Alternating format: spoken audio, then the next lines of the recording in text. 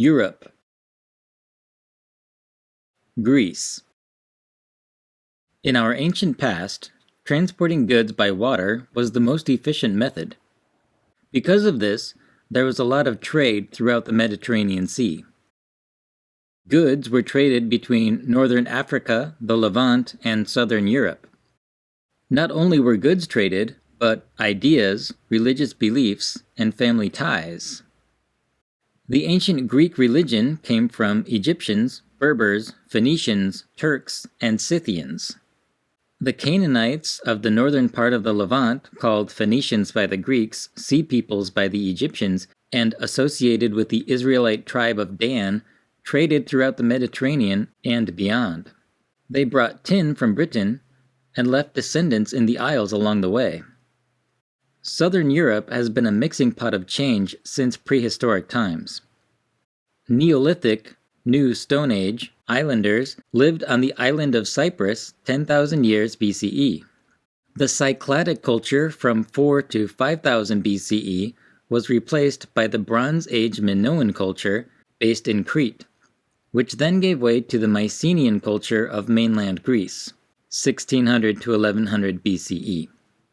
Written language went from Cretan hieroglyphics to what is known as Linear A, then Linear B. Greek spread into eastern islands and Cypro-Minoan writing formed. Egyptian writings show that the Minoan Linear A has Semitic roots. The Scythians of Eurasia, the East Germanic Goths, and the Celtic Gauls or Gaelic tribes each in turn had control of the trade waters of the Danube River and were also in contact with Greece. Thus we see that the culture of Europe was seeded by various Caucasian tribes. The ancient Greek religion synchronizes with the older ancient religions of the world.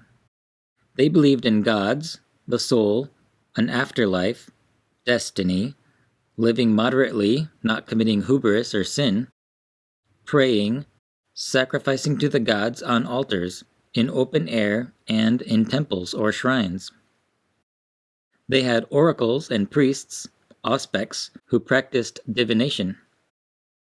The Greeks told stories about the gods and made images of them for worship. Mystery schools were secretive cults with their own rituals and celebrations. Some of the mystery schools of Greece include the mysteries of Eleusis, centered around the goddess of grain and vegetation, the mysteries of Dionysus, based on the dying god that comes back to life. The Orphic and Bacchic mysteries are also based on this myth. Some later schools, such as the mysteries of Osiris, Serapis, the mysteries of Isis, and the mysteries of Mithras, were based on foreign myths from Egypt and Persia. The cult of Sabazios was a mystery school in Thrace, which worshipped the Lord of Hosts, brought over by Hebrews. Sabazios was depicted as a horse-riding god that defeats a dragon. Cythia. 12,000 years ago, the Caucasoid peoples, now called Indo-Europeans, spread from the Black Sea and the Caucasus. They were the first to use horses for transportation, and many became nomadic horse riders. They entered Persia, Egypt, Syria, the homeland of the Scythians, Turkey, Slavonia, Phrygia, and Thrace. They became the Hittites, Hurrians, and the various tribes of Europe. Thus, the original Europeans came from Asia. Around 800 BCE, the Scythians, a guild of horse-riding tribes, made the Silk Road. They also made 4-story buildings with indoor plumbing. In China, these people of ginger and blonde hair were called Iskuzai and Saka. In India, they were referred to as Shaka, and in Greece as Scythians. By this time, the Indo-Europeans, Aryans, had branched off into various kingdoms, tribes, and language groups. They had also developed rivalries and would war against each other. Even clans within a country would go to war, as happened in Scotland. But we find commonalities in the words that they used and in the gods that they worshipped. Scythians used fire altars to worship their main god, Tabiti, who synchronizes with the Persian Atar and the Indian Agni. Their Enari, priests, used cannabis to aid in divination. Some Scythian bodies with blonde hair and tattoos have been preserved by mummification. Etruscan. 800 years before Italy was taken over by the Romans, it was the land of the Etruscans. Etruscan civilization resembled that of the Greeks. They had a very similar set of gods called Ais, plural Aesir. The Aesir became the Germanic Azir as many Etruscans migrated north through the Alps and Celtic lands. They used Greek letters but spoke a different language. Etruscans called themselves Rashena, but they in part came from the Teresh, aka Sea Peoples. Homer called them pirates. Some of their ancestors lived on the islands of Lemnos, and before that, the Levant.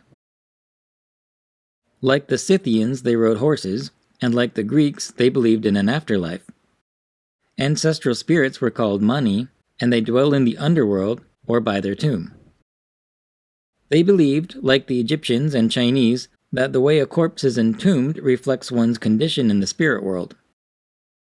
An Etruscan priestess was called a Nethsra, and a priest was a haruspex, just as in later Rome. Rome.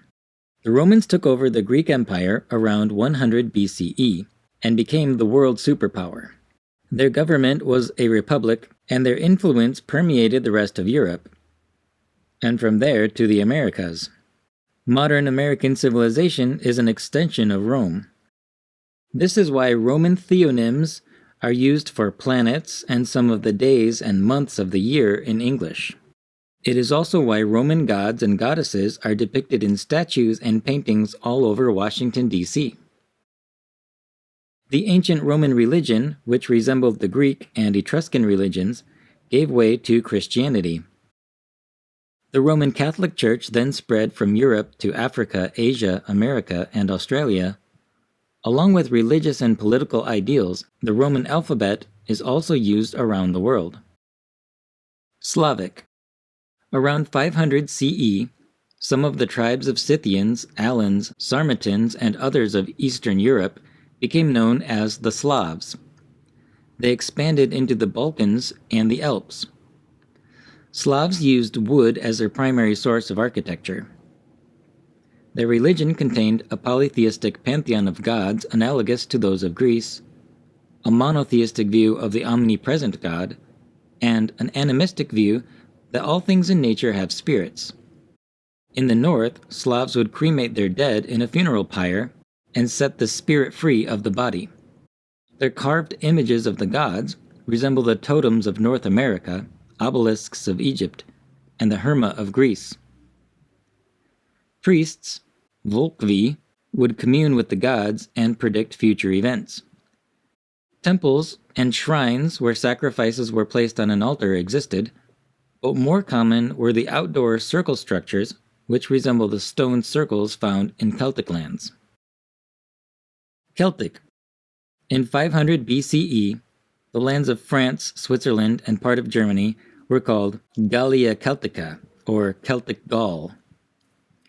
The people were Indo-Europeans, as was their language group. Like other European societies, the Celts believed in a set of gods. Their priests, Druids, sacrificed to the gods at shrines in sacred groves, at a sacred tree, on hilltops, and at pools of water. The Druids taught the people of their villages and kept track of the calendar for ceremonial celebrations. With the expansion of the Roman Empire, Celtic culture was driven to Ireland, Scotland, Wales, and Cornwall. Their metal art resembles that of the Scythians and Slavs. Another similarity between these is that women and men both fought in battles. Norse. Norse people were a Germanic branch of Indo-Europeans that inhabited northern Europe from 800 to 1300 CE. The Norse lived in the Scandinavian countries of Denmark, Norway, and Sweden, as well as other Nordic lands like Finland and Iceland. They believed in the same set of gods found around the world. The father of the gods, Odin, was known to visit mortals in disguise to teach them how to be civilized. Like the Slavs, the Norse would burn their dead on a funeral pyre, sometimes on a launched boat. The Norse were skilled warriors and sailors. They traveled from Iceland to Greenland and to what is today Canada and the United States.